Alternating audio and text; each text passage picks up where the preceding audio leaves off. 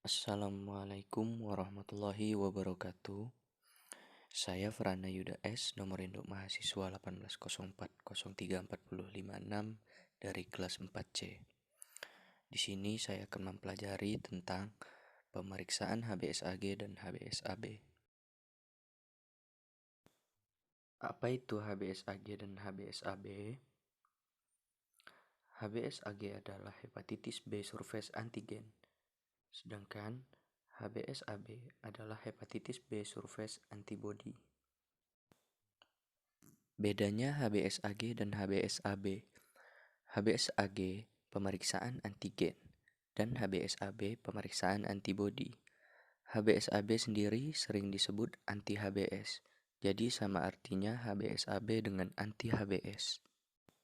Pemeriksaan HBsAg dan HBsAb ini berhubungan dengan penyakit hepatitis, di mana penyakit hepatitis ini adalah penyakit yang sistemik yang menyebabkan gangguan hati. Virus hepatitis yang ada di sebelah kiri ini akan menginfeksi hati tubuh seseorang.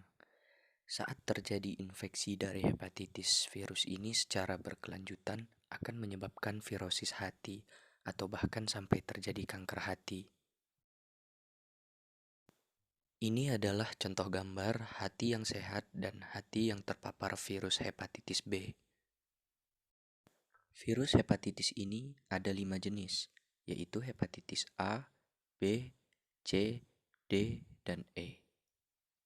Pada virus hepatitis A dan E, itu penularannya banyak melalui penggunaan alat makan yang bersamaan, serta terpapar kotoran dari penderita yang tanpa sengaja tersentuh.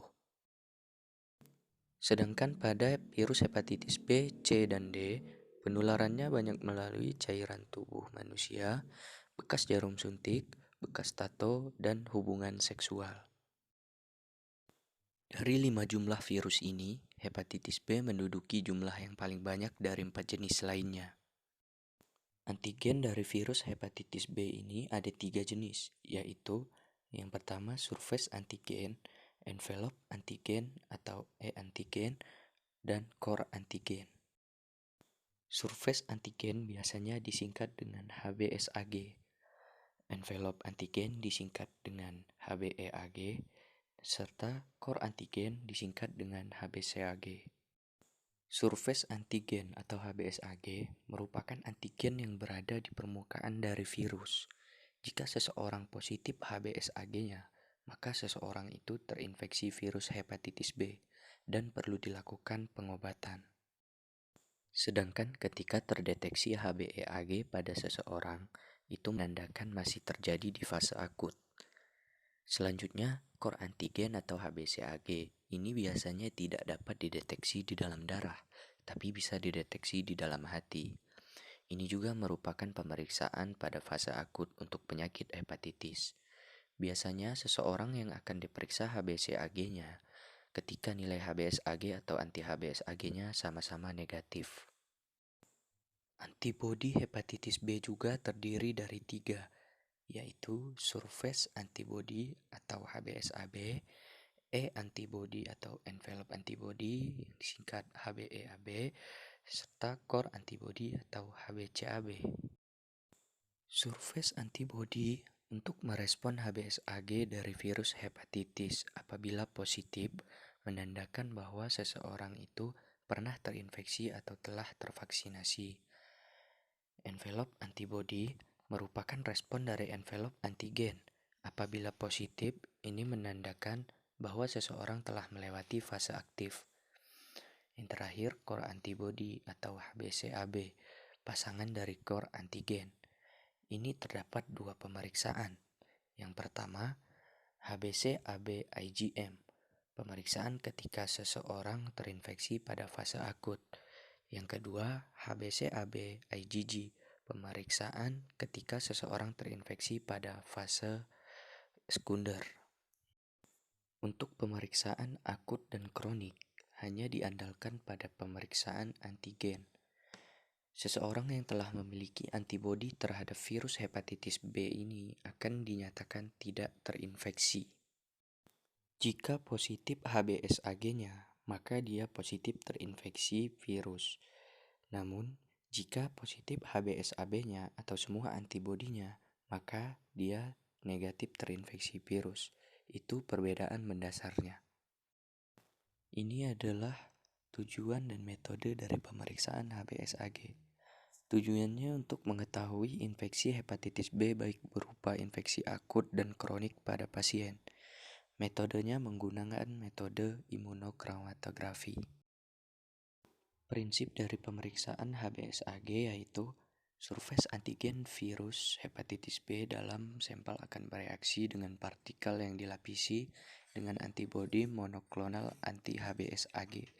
Campuran akan bermigrasi menuju membran kromatografi oleh reaksi kapiler untuk menghasilkan warna.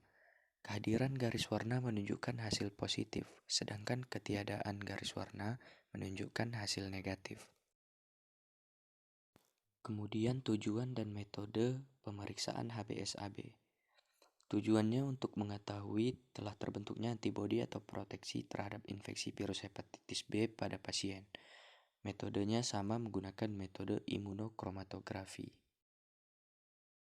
Prinsip pada pemeriksaan HBsAg yaitu ketika serum melewati membran berisi antigen spesifik, maka akan terjadi ikatan antara antigen dan antibodi sehingga dapat membentuk warna.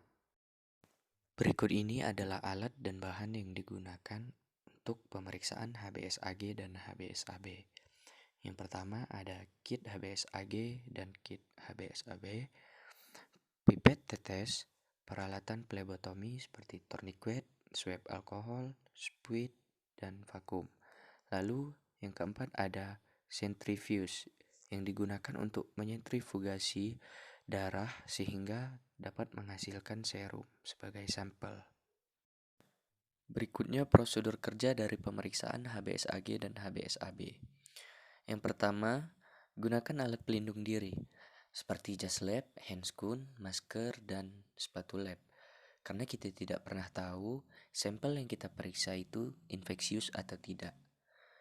Yang kedua, siapkan kit pemeriksaan. Apabila kitnya pernah disimpan di dalam kulkas, perlu didiamkan di suhu ruang selama kurang lebih 30 menit. 3. Ambil darah pasien dan sentrifugasi. Melakukan plebotomi kepada pasien, biasanya di bagian vena. Lalu lakukan sentrifugasi dengan kecepatan 3000 rpm selama 15 menit. Yang keempat, teteskan 2-3 tetes pada sumur es yang ada pada kit. Yang kelima, inkubasi pada suhu ruang selama 15 menit. Untuk waktu inkubasi, itu akan berbeda berdasarkan kit yang digunakan. Maka diperlukan untuk membaca terlebih dahulu kit insert sebelum melakukan pemeriksaan. Di sini kita lihat tidak menggunakan buffer. Maka dari itu, kita harus membaca kit insert. Karena ada beberapa kit yang menggunakan buffer. Lalu yang terakhir, amati garis perubahan.